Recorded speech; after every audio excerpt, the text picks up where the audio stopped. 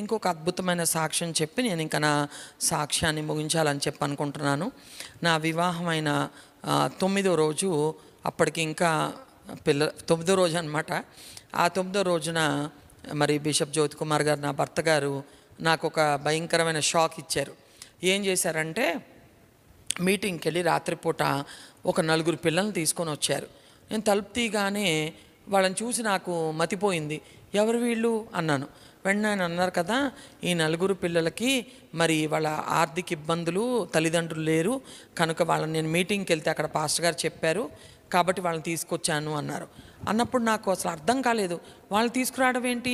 వాళ్ళకి ఏమీ లేకపోతే వాళ్ళకి మీరు డబ్బులు ఇచ్చి రావచ్చు కదా, సాయం చేయొచ్చు కదా, వాళ్ళు మన ఇంటికి తీసుకురావడం ఏంటి అన్నాను నేను.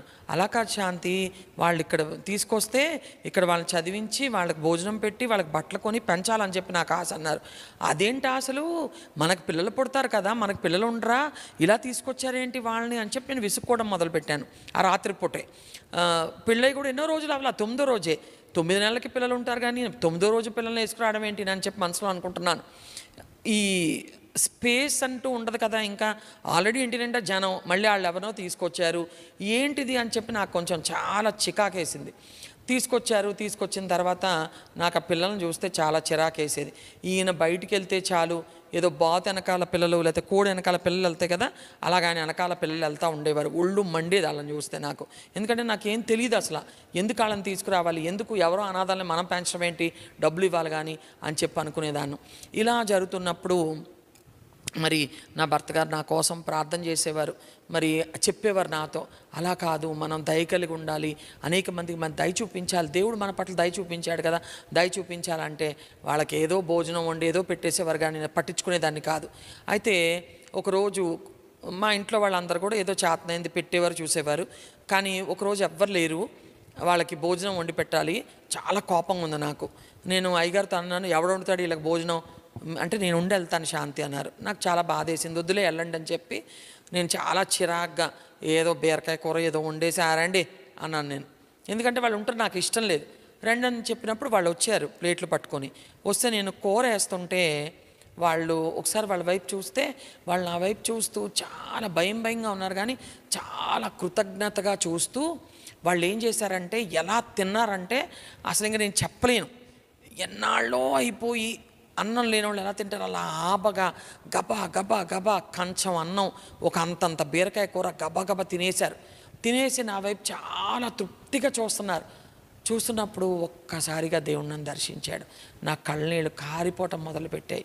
అయ్యో, నిజంగా పాప వాళ్ళకి ఇలాంటి భోజనం ఎప్పుడూ తినలేదేమో, ఇలాంటి వాళ్ళకు ఉండవేమో, అందుకని నా భర్త అంత ప్రేమతో వాళ్ళని తీసుకొచ్చాడని చెప్పి నేను అప్పుడు వాళ్ళతో ప్రేమగా మాట్లాడటం మొదలుపెట్టాను, వాళ్ళ విషయాలు కనుక్కోవడం మొదలుపెట్టాను. నాకు వాళ్ళ మీద ప్రేమ కలిగింది.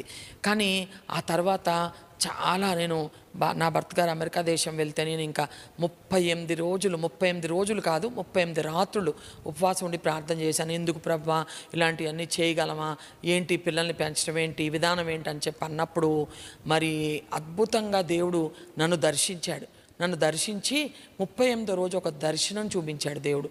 ఆ దర్శనంలో ఇప్పుడు ఎంత పెద్ద బిల్డింగ్ చూపించాడంటే, ఆ బిల్డింగు చూసినప్పుడు నాకు చాలా ఆశ్చర్యం కలిగింది. ఏంటి చూపిస్తున్నాడు, ఎందుకు చూపిస్తున్నాడు నాకు అర్థం కాలేదు. నేను నా భర్త గారికి ఫోన్ చేసి, నేను ఉపవాసం ముగించేస్తాను, దేవుడు నాకు దర్శనం చూపించాడు, మరి ఎందుకో ఈ పిల్లల విషయంలో నాకు మనసు కలిగిందని చెప్పాను. ఆయన అమెరికా నుంచి వచ్చిన తర్వాత మరి ఆ 4 పిల్లల్ని మేము చూడటాన్ని బట్టి 30 మంది పిల్లలు వచ్చారు. మేము ఎవరికి చెప్పలేదు, బోర్డు పెట్టలేదు, మరి ఏం చేయలేదు. కానీ మరి ఈ పిల్లల యొక్క గార్డియన్స్ వచ్చి ఈ పిల్లల్ని చూసే విధానం చూసి, వాళ్ళ భక్తిలో ఉండటం, క్రమశిక్షణగా ఉండటం చూసి అలాగా 30 మంది. అక్కడి నుంచి దేవుడు ఎందుకో ఆ పరిచర్య అప్పగించాడు. మరి దావీదు కనుక గొర్రెల కాపరిగా దేవుడు ఎలాగైతే వాడుకున్నాడో అలాగే ఇంకా పిల్లల పరిచర్య ప్రారంభమైంది.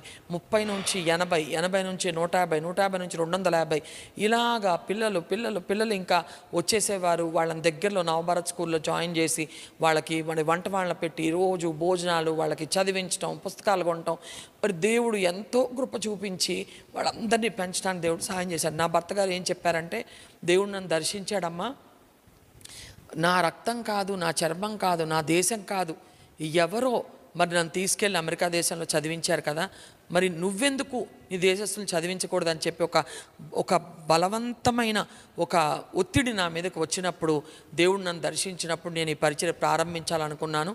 నువ్వు ఏకీవించడాన్ని బట్టి నాకు చాలా సంతోషంగా ఉందని చెప్పి అన్నారు. కానీ పిల్లలు పెరిగే కొద్దీ ఆర్థిక సమస్యలు, డబ్బులు లేక ఏడ్చేవాళ్ళం. నెక్స్ట్ మంత్ ఎలాగా అని ఏడ్చిన రోజులు ఉన్నాయి. కానీ దేవుడు నమ్మదగినవాడు.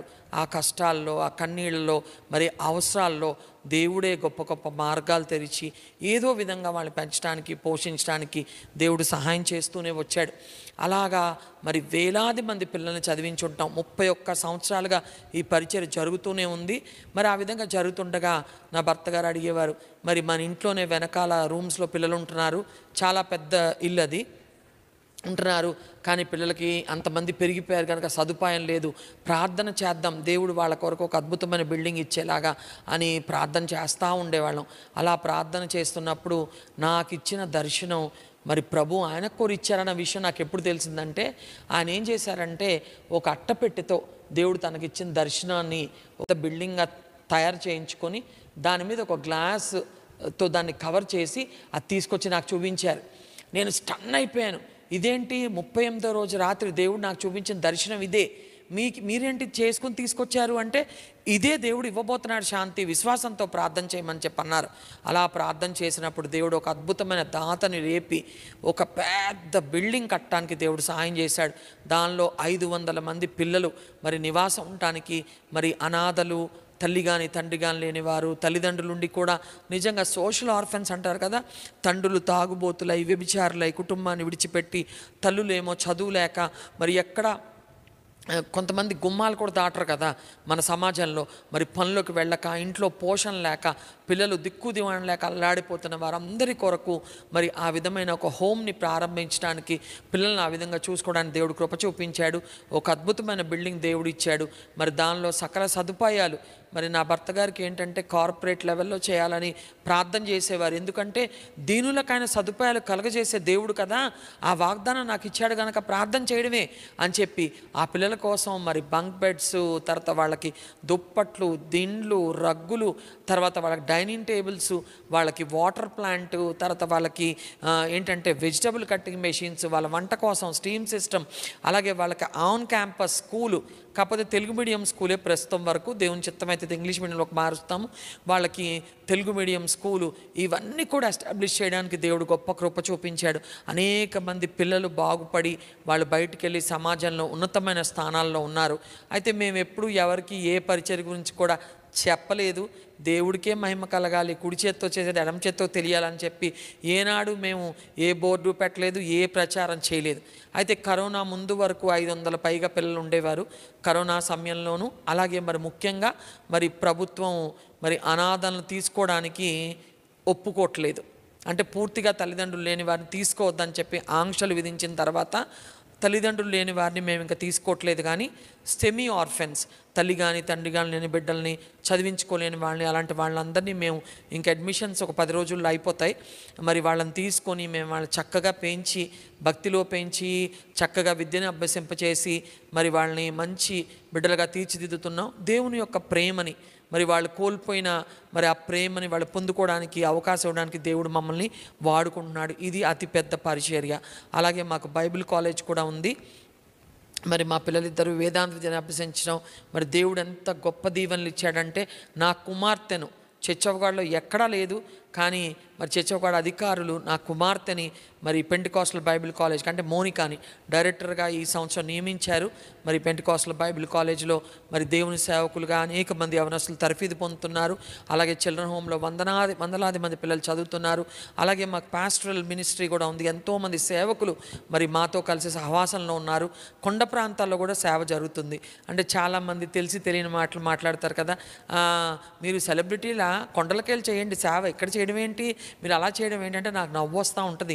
ప్రభువారు అందుకే అన్నారు కదా, వారు ఏం మాట్లాడుతున్నారో, వాళ్ళు ఏం చేస్తున్నారో వాళ్ళకే తెలియదు కదా. ఒక దైవజనుడు అంత స్థాయికి చిన్న వయసులో అలా వాడబడుతున్నాడంటే కారణం లేకుండా సినిమా యాక్టర్ సెలబ్రిటీలాగా పైకెక్కేస్తారంటారా? ఆలోచించండి ఒకసారి.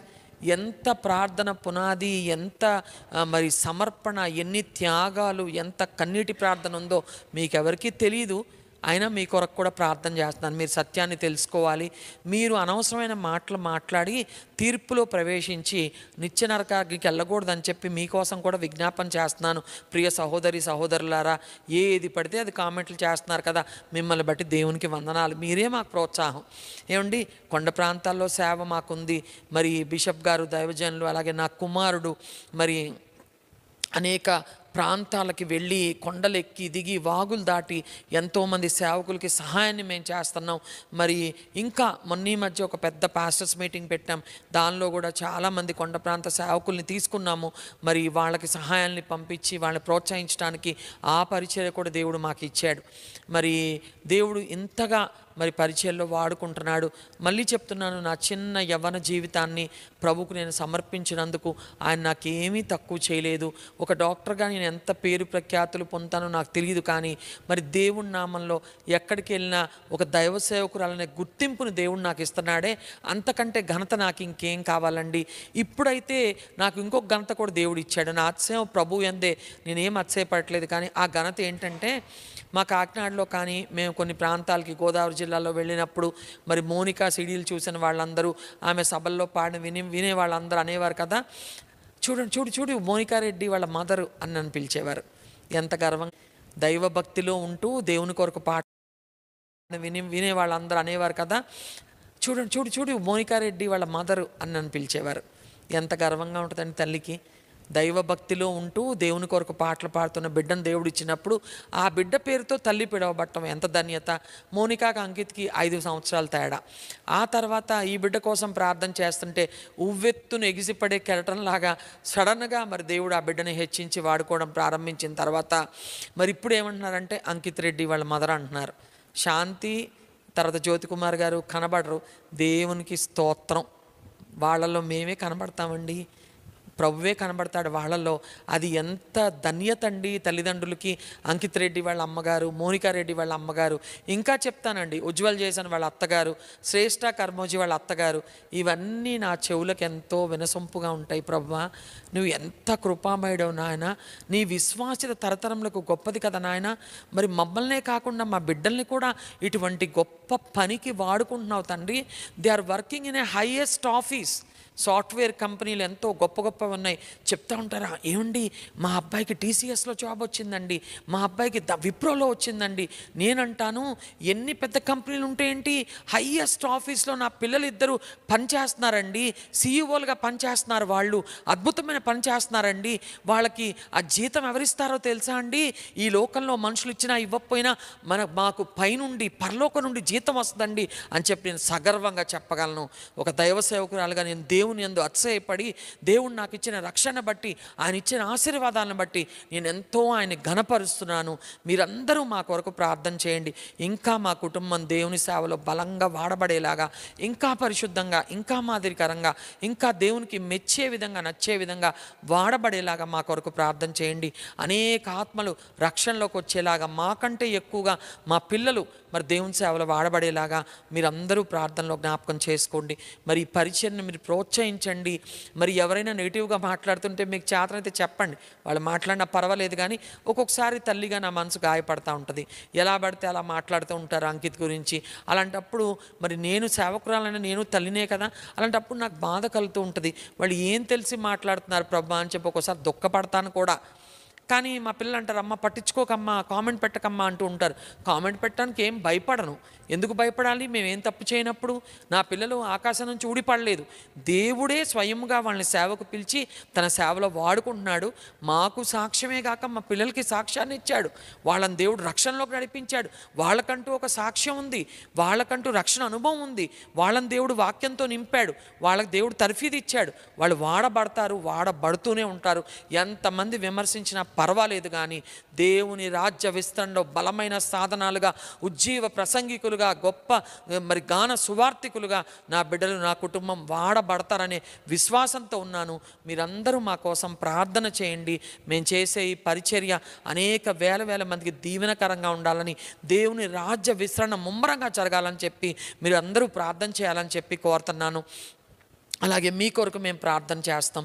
మరి నిజంగా నేను చెప్పాను కదా, యూట్యూబ్ నాకు పెద్ద అలవాట్లేదు, కానీ యూట్యూబ్ ద్వారా మరి అంకిత్ మరి ఉపవాసం ఉండి ప్రార్థన చేస్తుండగా మరి ప్రియ సహోదరులు, మరి తల్లులు, యవనస్తులు, చిన్నపిల్లలు మీ ప్రార్థన అవస్థలు అన్నీ మీరు పెడుతున్నారు కదా, మరి ఆ లైవ్ చాట్లో చూస్తున్నాను. మరి మీకోసం మేము ప్రార్థన చేస్తాం. మరి దేవుడు మా సరిహద్దులు విశాలపరిచాడు. మేము చర్చవ్గాడులో సేవకులుగా ఉండి మరి వాళ్ళ కోసమే ప్రార్థన చేయడం, తెలిసిన వాళ్ళ కోసం ప్రార్థన చేయడమే కాక ఇప్పుడు సార్వత్రిక సంఘంలో మరి ఆత్మీయంగా బలహీనమైన వాళ్ళని, లేకపోతే అవసరతలు కలిగిన వాళ్ళని, స్వస్థత కలిగిన వాళ్ళని, మరి అప్పులతో బాధలతో కొట్టుమిట్టాడుతున్న వాళ్ళ నిమిత్తమై ప్రార్థన చేయడానికి దేవుడు ఈ సమయంలో ఈ బాధ్యత కూడా మాకు అప్పగించాడని చెప్పి మేము నమ్ముతున్నాం. మీకోసం మేము ప్రార్థన చేస్తాం.